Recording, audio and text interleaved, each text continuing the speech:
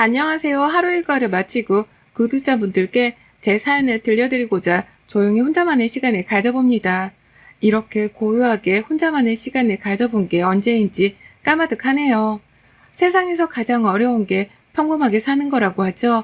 그런데 살아보니 정말 그게 어렵더라고요. 저는 30대 중반 끝자락에 서 있고 아들 하나를 키우고 있는 애기 엄마입니다. 제 사연의 등장인물이 굉장히 많아요. 그래서 헷갈릴 수도 있을 것 같은데 제가 최대한 자세하게 설명을 해드릴 테니 걱정하지도 마세요.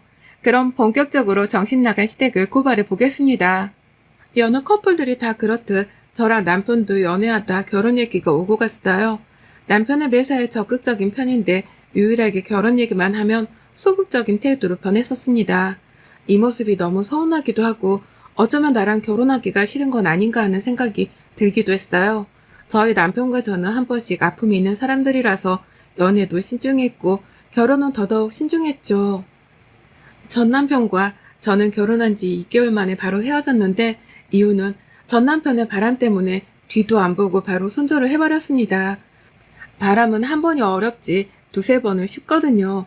봐달라고 정말 미쳤었다고 빌고 또 빌었지만 전 받아주지 않았고 그렇게 이혼을 했습니다.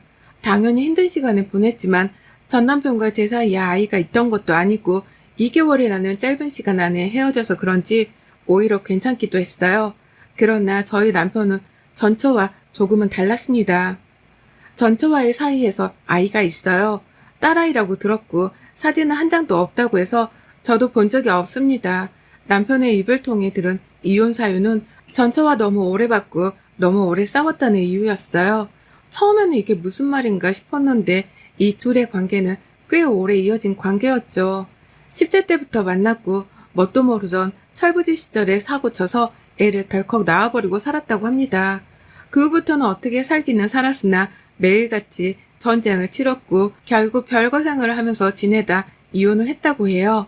지금은 서로 죽일 듯 싫어하는 사이라서 전처가 아이도 보여주지 않습니다. 심지어 남편도 본인의 딸이지만 전처를 너무 닮아서 솔직히 안 보고 싶다고 말할 정도로 전처가 싫다고 했어요. 그래도 양육비는 한 번도 빠지지 않고 매달 꼬박꼬박 챙겨주고 있습니다. 말은 저렇게 해도 본인 자녀에게 아빠로서 할 도리는 최선을 다하고 있었죠. 저랑 남편의 공통점 중 하나는 전 배우자들이 외도를 했다는 거라서 그런지 대화도 잘 통했고 뭔가 같은 상처가 있으니 더욱 끌리기도 했습니다. 이 사람이라면 제가 뭐든 믿고 해낼 수 있을 것 같은 그런 느낌이 들었어요. 심지어 처음 만남을 시작할 때도 머뭇거리는 제게 먼저 확신을 줬습니다. 당신이 망설이는지 아는데 우리 서로 신중할 수밖에 없는 건 너무 당연하잖아. 그치만 나 그 말은 정말 해주고 싶어. 당신이라면 절대 하기 싫었던 재혼을 하고 싶어.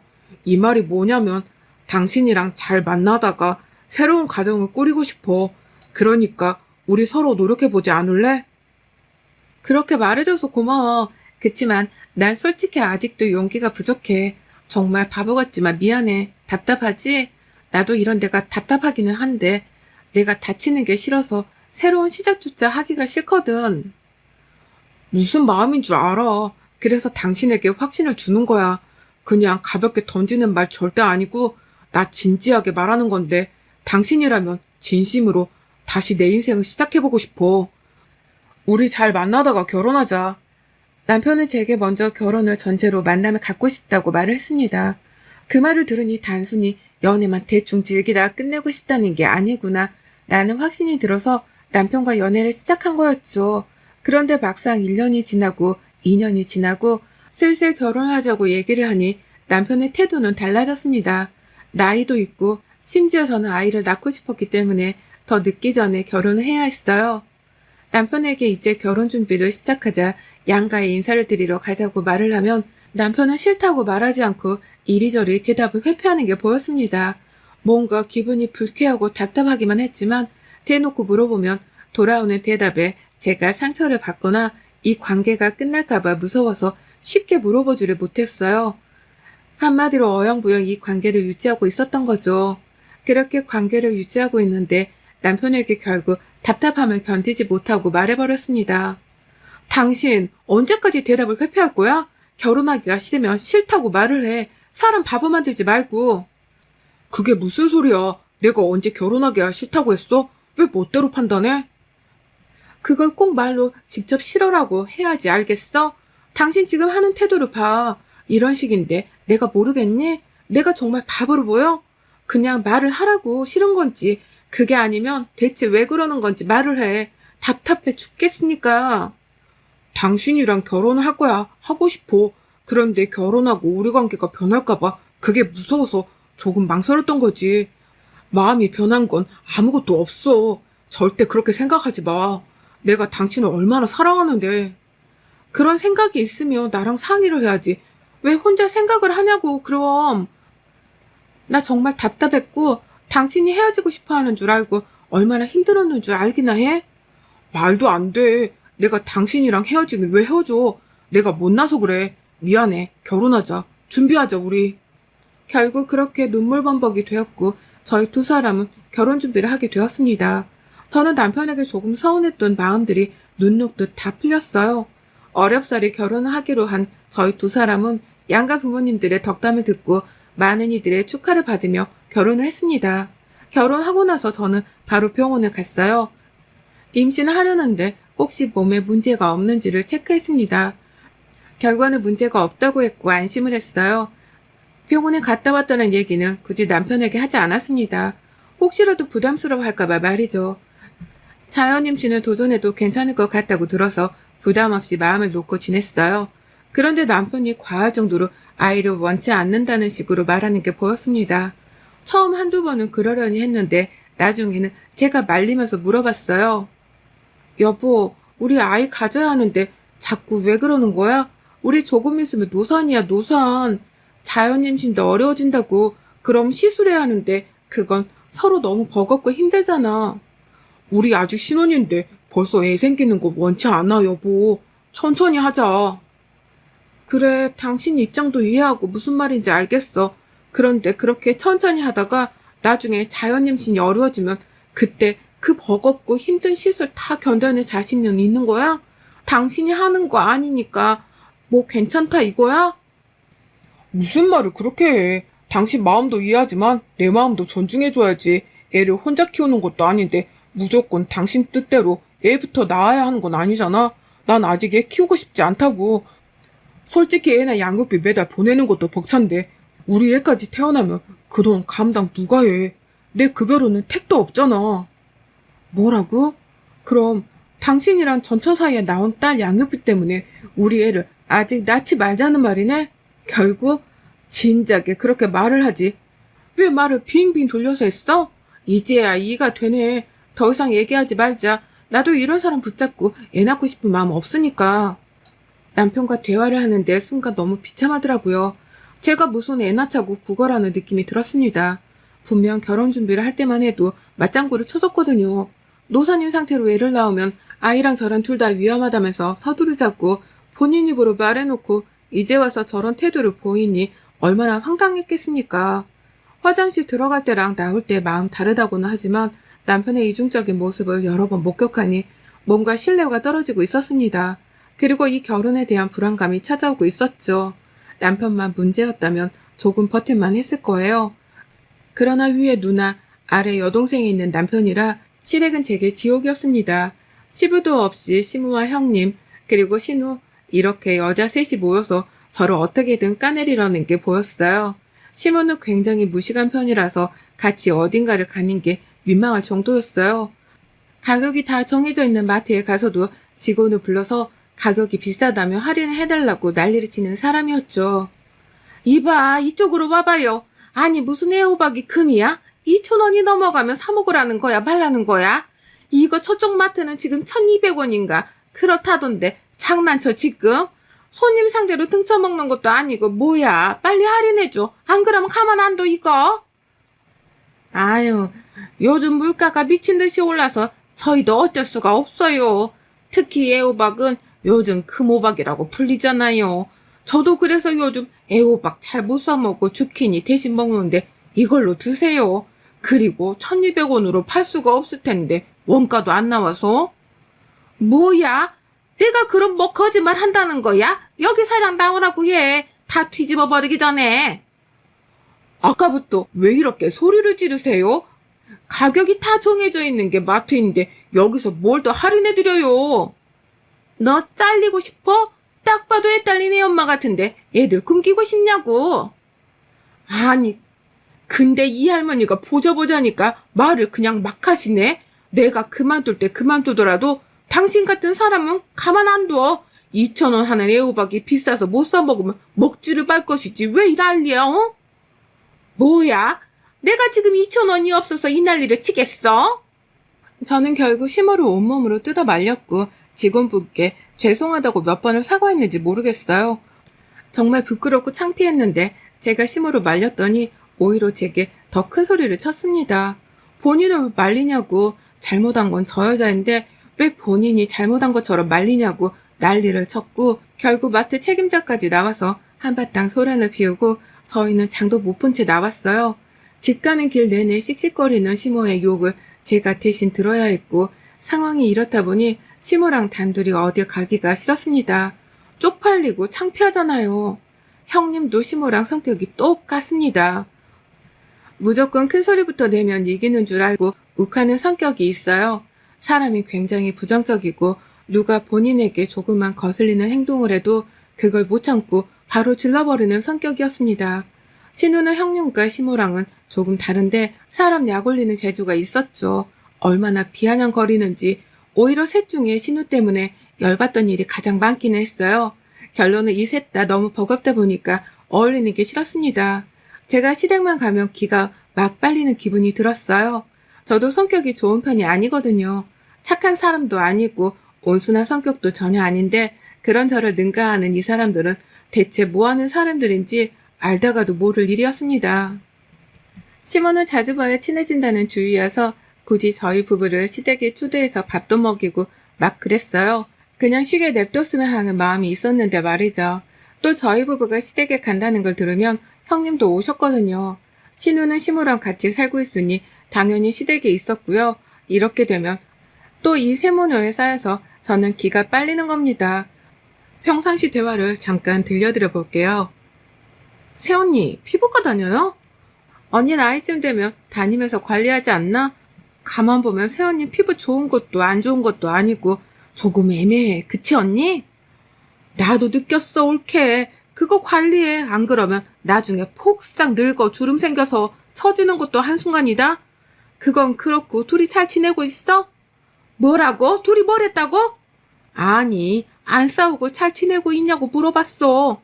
싸우긴 왜 싸워? 싸우기만 해봐. 아주 내가 가만 안 두지. 그렇게 결혼하겠다고 잘 살겠다고 해놓고 싸우는 건 내가 용납 못하지. 그치, 솔직히 우리 오빠가 한 번 갔다 왔으니까 그러려니 하고 엄마가 받아준 거지. 안 그랬음 세연이 안 받아줬을걸요? 우리 엄마가 찜해도 며느리감을 보면 능력들이 대박이거든. 그건 그렇지. 늘 병심에 옳게. 또 이혼하고 싶은 건 아닐 거 아니야. 서로 이해하고 배려하라고. 우리 부부는 싸우지도 않고 애 둘 낳고 잘 살고 있잖아. 우리라고 서로 불만이 없겠어? 다 이해하고 배려하는 거야. 옳게는 그걸 못해서 이미 한 번 실패한 거잖아. 엥? 아니야 언니. 새언니 첫 남편 바람나서 이혼한 거잖아. 남편이 바람나는 것도 그거 다 여자 잘못이다. 지가 똑바로 간수 못하니 바람이나 피지. 제 얘기를 하고 있고 제게 질문을 수없이 하지만 정작 제가 대답할 틈을 주지 않는 게 이들의 대화하는 방식이었죠. 늘 이런 식으로 셋이서 꿍짝하며 은근슬쩍 저를 남편보다 아래라고 못 박듯이 말을 했습니다. 남편을 이겨먹겠다고 생각을 해본 적도 없는데 저런 말을 들으니까 너무 화가 났지만 저걸 또 상대하고 받아치면 5분이면 끝날 대화가 15분, 20분이 되니까 그냥 입 다물고 있었어요. 그래야 조금이라도 빨리 집에 돌아가니 말이죠. 시댁에서 밥을 먹고 오면 늘 소화제를 먹거나 구토를 했고 그런 모습을 보면서 남편은 처음에는 걱정을 했지만 나중에는 한숨을 쉬었습니다. 한숨 쉬는 남편을 무시하다가 어느 날은 너무 거슬리고 화가 나는 거예요. 그래서 제가 물어봤습니다. 당신 지금 나보고 한숨 왜 쉬는 건데 내가 체한 게 한숨 쉴 일이야? 맨날 집에만 갔다 오면 퀭퀭거리면서 토하는데 보기 좋겠냐? 불편하지? 당신도 알잖아. 시댁에서 나한테 어떻게 대하는지. 그 자리에서 그렇게 밥을 먹는데 그럼 밥이 목구멍으로 잘 넘어가고 소화가 되겠니? 당신이 우리 집 갔는데 우리 가족들이 그렇게 하면 아무렇지 않게 잘 먹을 수 있어? 그래, 그래, 알겠다. 그 태도 뭐야, 지금? 그만 좀 하자, 지겹다. 정말 언제까지 그럴래? 솔직히 말해서 당신이 살갑게 안 하니까 가족들이 더 뭐라고 하는 거 아니겠냐? 내가 이런 말까지는 안 하려고 했는데 전처는 안 그랬어. 나한테는 나쁜 여자였어도 우리 가족들한테는 살가웠다고. 당신 미쳤니? 지금 나랑 전처를 비교하는 거야? 자꾸 비교가 되는 거 어쩌냐? 아유, 하던 거 마저 해라. 나는 나갔다 올게. 절대 해서는 안 될 말까지 내뱉고는 나가서 새벽이 다 돼서야 들어온 남편이었습니다. 아무리 화가 나도 저런 말까지 할 사람은 아니었고 심지어 전처에 대한 감정이 좋지도 않은 사람이 전처랑 저를 비교할 리가 없다고 생각했어요. 한마디로 뭔가 수상쩍다는 기분이 들었습니다. 여자의 직감이라는 게 정말 존재하는 건지 전 이유도 없이 남편이 수상했어요. 딱히 달라진 거라고는 제게 쌀쌀맞게 하는 거 말고는 없었지만 남편을 유심히 보기 시작했습니다. 그러다 어떤 TV 프로그램을 봤고 거기서 블랙박스랑 내비게이션을 통해서 목적지를 보면 대충 뭘 하고 돌아다니는지 알 수 있다고 하더라고요. 전 그날 밤에 깊게 잠든 남편을 확인한 후 바로 행동으로 옮겼습니다. 설마 아니겠지 하면서 봤는데 블랙박스에서 흘러나오는 음성에는 남편의 딸로 추정되는 여자아이 목소리와 전처의 목소리 그리고 남편의 목소리가 들렸어요. 예나야, 배 안 고파? 배고파. 배 많이 고파. 정말? 우리 애나 배 많이 고파? 얼른 가야겠네. 애나 아빠 오랜만에 만났는데 그래도 아빠 좋아? 보고 싶었어? 응, 보고 싶었지. 아빠가 나 까먹고 안 보러 오는 줄 알았어. 그럴 리가. 이제는 아빠가 자주 보러 갈게. 알겠지? 대화가 이게 끝이 아니었죠. 아이가 자는 건지 밖에 있는 건지 모르겠지만 전처와 둘이 나누는 대화도 있었습니다. 애나 아빠, 내가 살면서 당신한테 한 잘못들 반성 정말 많이 했어. 정말 미안했어. 그런데 우리 애나를 생각해서라도 다시 합치는 게 어때? 내가 잘할게. 너무 늦게 정신 차려서 미안해. 그래도 우리 인연이 보통 인연이 아니잖아. 10대 때부터 함께 했는데 우리가 어떻게 헤어지겠어, 응? 말도 안 돼, 이러지 마. 소라야, 나 재혼했고 내 와이프가 집에서 기다려. 얘네 보여준다고 해서 기쁜 마음으로 한 걸음에 온 거지. 너랑 뭘 어떻게 다시 해보려고 온 거는 아니야. 아니, 결국 준성이 너는 나한테 다시 올 수밖에 없어. 늘 그랬듯. 난 자신 있거든. 나는 예전처럼 너한테 질질 끌려다니는 바보가 아니야. 이제 더 이상 안 그럴 거고 이런 식이면 애나도 보러 안 올게. 처절하게 매달리는 전처를 완강하게 뿌리치며 딸과 전처를 그냥 내려놓고 와버리는 남편의 음성이 들렸어요. 그래서 더 이상 따로 묻지는 않았습니다. 이런 일이 있었구나 싶었고 그래서 조금 예민했겠다 이해를 했어요. 그런데 이때 내내 속이 안 좋고 몸이 안 좋았습니다. 설마 하는 마음에 임신 테스트기를 해봤더니 기다렸던 도질이 나왔고 전 기쁜 마음에 바로 병원을 가서 확인도 했어요. 임신이 맞다는 말을 듣고 너무 기뻐서 남편에게 신이 나서 초음파 사진을 보여주며 말했죠. 여보, 나 임신했어. 세상에 이것 봐. 우리 아기래. 너무 작지. 강낭콩 같아. 임신을 했다고?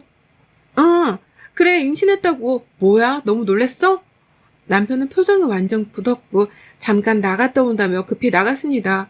무슨 일인지는 몰라도 하필 그 타이밍에 축하한다는 말 한마디를 안 해주고 뛰쳐나갈 정도로 급한 일일까 싶었어요.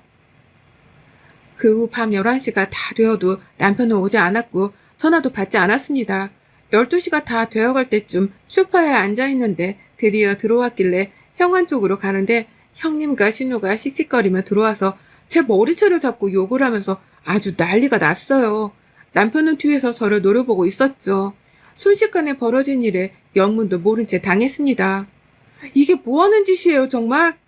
야, 너 내가 가만 안 둘 거야? 너 바람핀 놈 누구야? 누구냐고? 말 안 해? 그럼 내가 찾을까? 너도 그 자식도 둘 다 죽었어?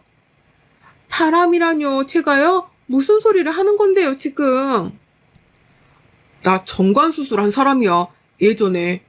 근데 당신이 임신을 어떻게 했을까? 자백을 해 그냥. 더 비참해지기 전에. 이 나쁜 거사, 넌 내가 가만 안 둘 거야? 정말 억울했습니다. 바람을 핀 적도 없는데 자꾸 제게 자백을 하라 했고 심지어 임신 기간 내내 남편과 시댁 것들과 싸우면서 지냈어요. 이혼을 하자고 해도 해주지도 않았습니다. 바람핀 상대를 찾아서 상간소송이 가능해져야 이혼을 해주겠다는 거죠. 바람을 핀 적이 없는데 어떻게 찾습니까? 그렇게 피눈물을 흘리며 욕이란 욕을 다 먹고 10달을 버텨 아이를 출산했고 낳자마자 유전자 검사를 했네요. 당연히 남편 아이였고 전 그걸 남편에게 카톡으로 보내줬습니다. 그러자 집에서 형님과 신우가 찾아왔고 들어오자마자 아무 말도 안 하고 무릎을 꿇었죠. 전 이럴 줄 알고 친정 엄마를 불렀고 아이를 집에 데려가 있으라고 했습니다. 그 후 저희 언니랑 오빠를 불렀고 똑같이 해줬어요. 언니랑 오빠도 형님과 신우 그리고 남편 빰부터 시작해서 머리채를 잡고 반 죽였습니다. 한참을 그러다 저희 오빠가 말했어요. 세민이 너 말해. 이혼할래 말래? 당연히 해야지. 저딴 것들이랑은 더는 못 살아. 내가 못 살아. 내가 싫어. 잘 들어. 이 집은 내가 우리 딸이랑 살 거니까 네가 나가. 그렇게 친정 식구들의 도움으로 이혼을 하고 쫓아냈습니다. 위자료도 넉넉히 받았고 매달 양육비도 받고 있어요. 그 외에도 1년을 넘도록 내내 애기 먹을 거랑 장난감뿐 아니라 제 영양제랑 먹을 것도 내내 보내지만 연락을 받아주지 않고 있습니다. 약간 고민되는 건 딱 하나예요. 아이에게 아빠 자리를 뺏은 것 같아서 그건 미안한데 저런 아빠와 식구들은 없어도 될 것 같아서 절대 용서하지 않을 겁니다. 여러분의 생각은 댓글로 남겨주세요. 오늘도 시청해주셔서 정말 감사합니다.